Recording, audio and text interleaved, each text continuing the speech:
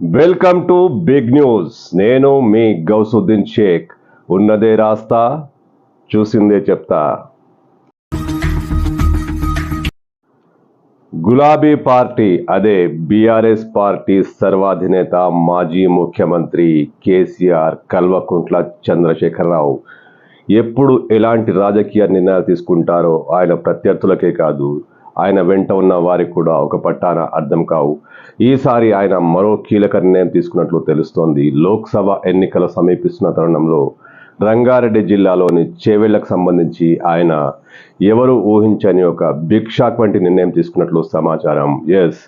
చేవెళ్ల బరిలో ఓ మహిళా అభ్యర్థిని రంగంలోకి దించాలని కేసీఆర్ బిగ్ ప్లాన్ వేశారు. ఆ మహిళా అభ్యర్థి ఎవరో కాదు, చేవెళ్ల చెల్లెమ్మ సబితమ్మ.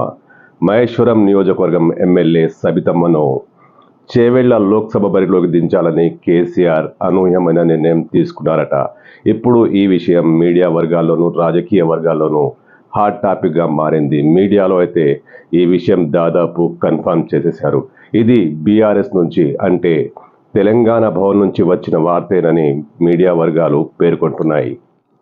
అన్ని రాజకీయ పార్టీలకు ప్రతిష్టాత్మకంగా మారిన చేవెళ్ల బరిలో కాంగ్రెస్ పార్టీ తరఫు నుంచి ఓ మహిళా అభ్యర్థి అదే పట్నం సునీత రంగంలోకి దిగబోతున్నారనే విషయం దాదాపుగా కన్ఫర్మ్ అయింది. ఈ పరిస్థితిలో, మారిన రాజకీయ పరిస్థితిలో అక్కడ కాంగ్రెస్ పార్టీని ఓడించాలంటే, కాంగ్రెస్ పార్టీని ఎదుర్కోవాలంటే ఖచ్చితంగా ఒక మహిళా అభ్యర్థి కావాలని కేసీఆర్ ఆలోచిస్తున్నారట. మరోవైపు బీజేపీ కూడా అక్కడ బలంగానే దూసుకుపోతుంది.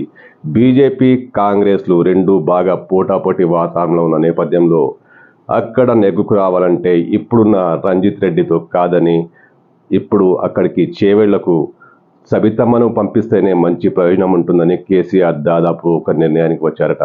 ఇందులో భాగంగానే సబితమ్మను లోక్సభ బరిలోకి దించేందుకు కేసీఆర్ దాదాపుగా డిసైడ్ చేశారంట. అంటే గతంలో తీసుకున్న డిసిషన్ను ఇప్పుడు మార్చేశారట.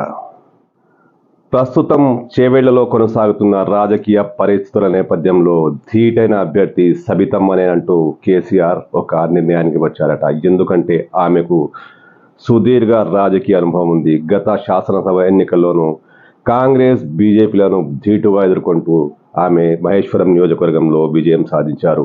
అంతకుముందు కూడా ఆమె గెలిచారు. మంచి రాజకీయ పట్టు, రాజకీయ అవగాహన, రాజకీయ మెళుకలు తెలిసిన నేతగా ఆమెకు మంచి గుర్తింపు ఉంది. ఈ పరిస్థితిలో సునీతారెడ్డిని కానీ, అక్కడ కొండా విశ్వేశ్వరరెడ్డిని కానీ ఓడించాలంటే, వారిని ఎదుర్కోవాలంటే రాజకీయం సమృద్ధిగా అనుభవం ఉన్న నేత కావాలంటూ కేసీఆర్ పార్టీ నేతల ముందు ప్రతిపాదిస్తే సబితమ్మ పేరు వచ్చిందట. ఇదే కారణంగా దాదాపుగా కేసీఆర్ సబితమ్మ పేరును ఖరారు చేశారు. ఆమె కూడా సూచనప్రాయంగా ఈ విషయానికి ఓకే చెప్పినట్లే తెలుస్తుంది. ఎందుకంటే సబితమ్మను రెడీ ఉండమని పార్టీ నుంచి సంకేతాలు అందాయట.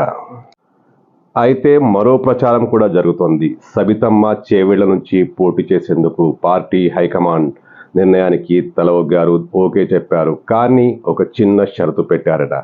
ఒకవేళ మహేశ్వరం నుంచి తాను చేవెళ్లకు వెళ్ళి అక్కడ పోటీ చేసి గెలిస్తే, ఎంపీగా గెలిస్తే మహేశ్వరం సీటు ఖాళీ అవుతుంది. అక్కడ తన కుమారుడికి ఆ సీటు ఇవ్వాలని, పోటీ చేసే అవకాశం కల్పించాలని ఆమె పార్టీ పెద్దలను కోరిందట.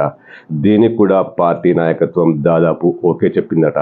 అంటే సబితమ్మ చేవెళ్ల లోక్సభ ఎన్నికల్లో ఎంపీగా గెలిస్తే మహేశ్వరం ఎమ్మెల్యే సీటుకు రాజీనామా చేస్తారు. అప్పుడు సీటు ఖాళీ అయితే మళ్ళీ ఉప ఎన్నికలు వస్తాయి. అప్పుడు సబితమ్మ కొడుకు కార్తీక్ రెడ్డి ఈ ప్రాంతంలో పోటీ చేసే అవకాశం ఉందని మీడియా వర్గాల్లో కథనాలు వెలువడుతున్నాయి. మరి సిట్టింగ్ ఎంపీ రంజిత్ రెడ్డి పరిస్థితి ఏంటి? అసెంబ్లీ ఎన్నికల తర్వాత కేటీఆర్ జరిపిన సమీక్షా సమావేశంలో, అంటే లోక్సభకు సంబంధించి జరిపిన సమీక్షా సమావేశాలలో సిట్టింగ్ అభ్యర్థులకి మళ్ళీ టికెట్లు ఇస్తామని చెప్పారు. దాదాపుగా ఓకే అని చెప్పారు. రంజిత్ రెడ్డికి మొహం మీద చెప్పారు, నువ్వే పోటీ చేస్తావు, నువ్వే అక్కడ గ్రౌండ్ వర్క్ చేసుకో అని చెప్పారు. మరి ఈ నిర్ణయం నిజంగా మారితే రంజిత్ రెడ్డి పరిస్థితి ఏంటి? ఇంకో టాక్ వినిపిస్తుంది, ఆయన బీజేపీలోకి వెళ్ళిపోతారట. కానీ ఆ అవకాశం కూడా లేదు. బీజేపీలో ఎంపీ సీటు ఖాళీ లేదు.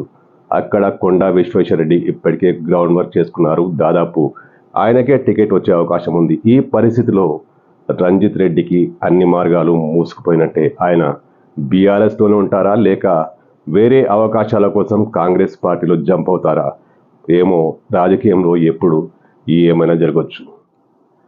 కేసీఆర్ ఈ హఠాత్ నిర్ణయాన్ని ఎందుకు తీసుకున్నారు? ఈ సడన్ నిర్ణయం ఎందుకు వచ్చింది అంటే రేవంత్ రెడ్డి సవాలుకు సమాధానంగానే కేసీఆర్ ఈ నిర్ణయానికి వచ్చారని బీఆర్ఎస్ వర్గాలు చెబుతున్నాయి. చేవేళ్లలో జరిగిన బహిరంగ సభలో ముఖ్యమంత్రి రేవంత్ రెడ్డి మాట్లాడుతూ ఒక్క ఎంపీ సీటున గెలుచుకో అప్పుడు చూస్తామంటూ సవాల్ విసిన మాట తెలిసిన విషయమే. ఈ ప్రశ్నకు ఈ సవాల్కు చేవేళ్లలో గెలవడం ద్వారా సమాధానం చెప్పాలని కేసీఆర్ కసిగా ఉన్నారట.